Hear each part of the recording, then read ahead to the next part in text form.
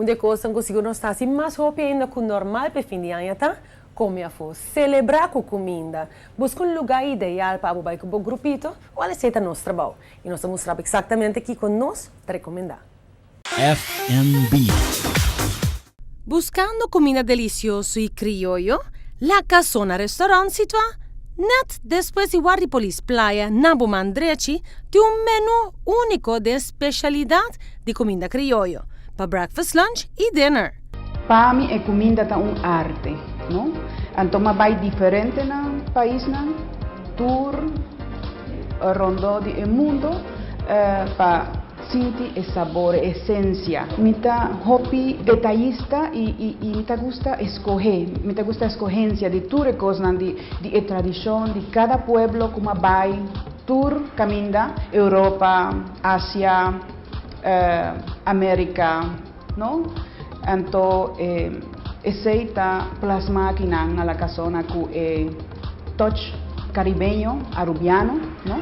Turcos, lo qual quer nós temos para preparar. E coisas que nós temos, mas vai tour caminha tour parte do mundo, mas três coisas orgânico, não?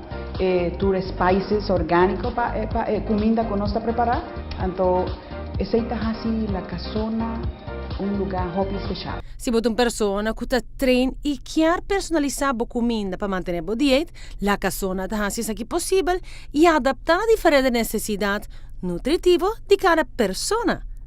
O chef tem uma paixão para comida que põe extra toque na cada prato que anda apresentar.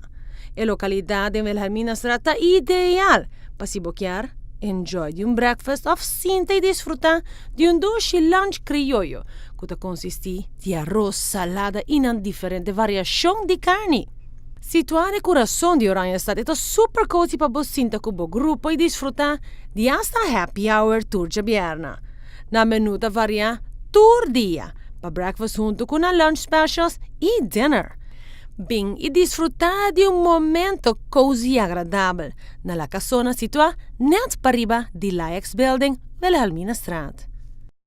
FNB.